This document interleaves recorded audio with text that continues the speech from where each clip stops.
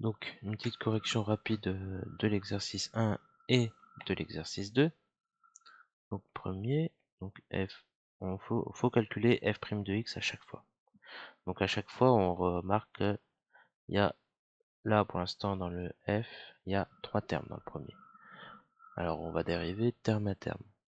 Donc, je vais faire le premier, ne pas hésiter, si vous n'avez pas fait le reste, pas tout compris, bah, remettre sur pause, à essayer de faire vous-même la suite, puis à regarder au fur et à mesure, pour être sûr de bien avoir compris. Donc, le premier x carré, je prends mon tableau, je regarde dans le tableau, je regarde, on obtient la dérivée, c'est 2x.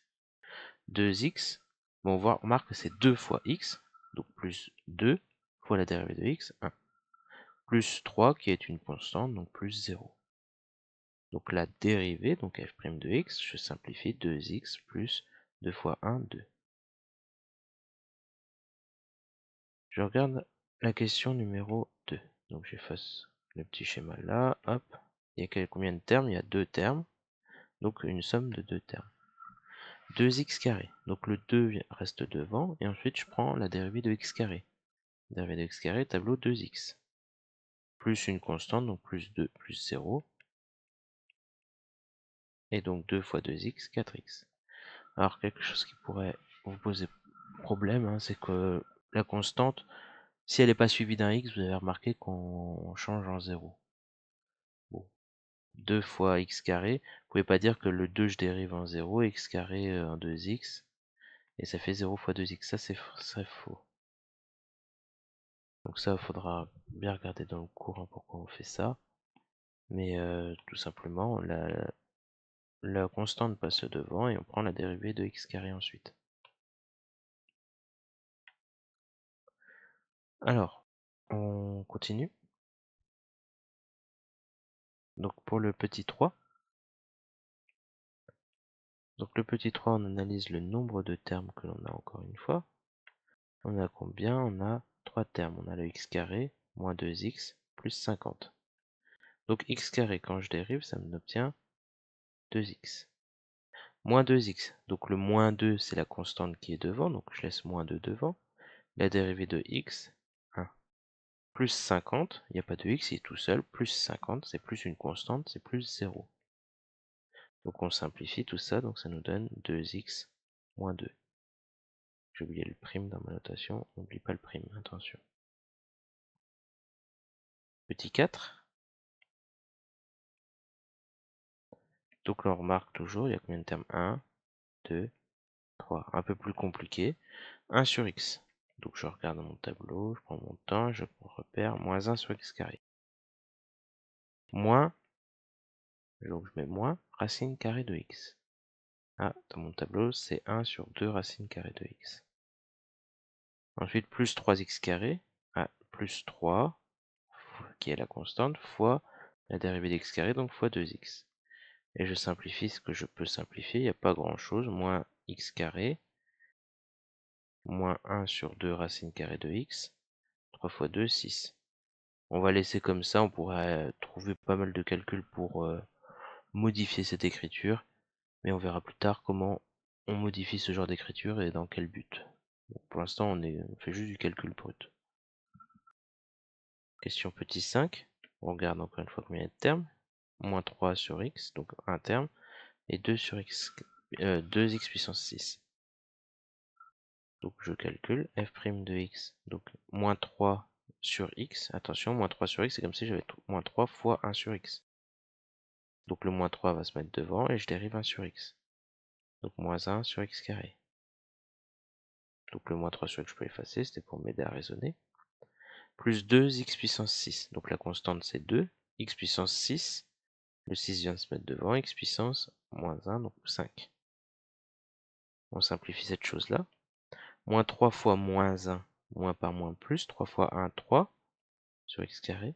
Et plus 12 x puissance 5.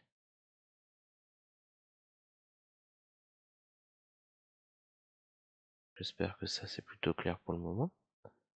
On regarde maintenant le dernier exemple, le dernier problème. Donc on analyse tous les termes. Donc moins 5x cube, premier terme, 2x carré, deuxième terme, 10x troisième terme et moins 5 dernier terme. Alors, moins 5x cube.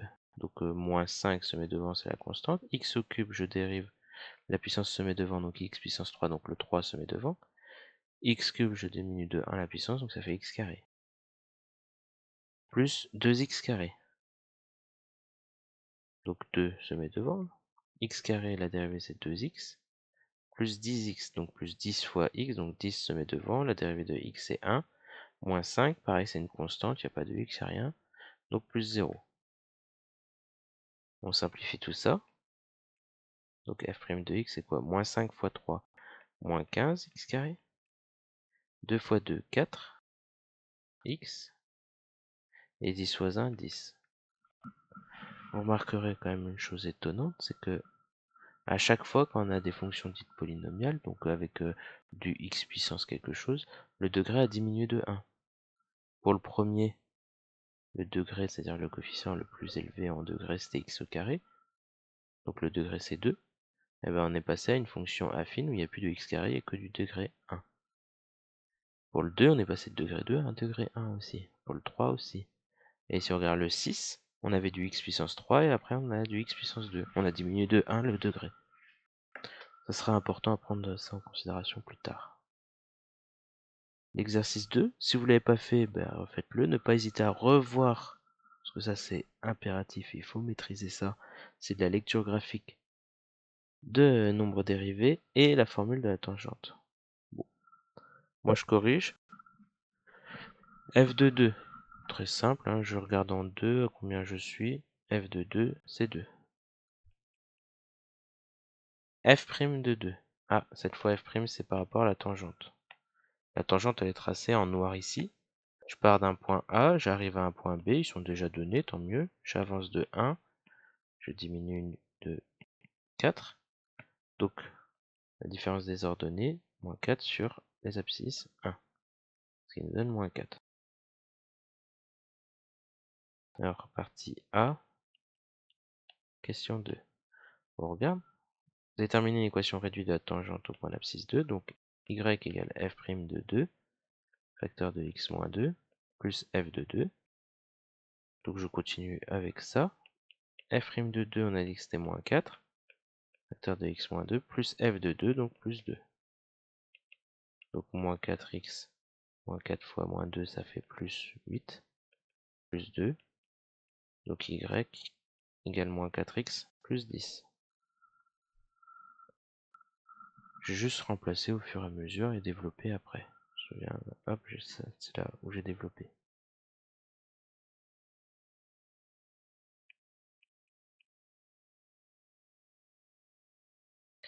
Alors, question petit b, enfin la partie b, donc 1 et 2, ça revient à retrouver les mêmes résultats qu'on a trouvé aux questions 1 et 2 d'avant.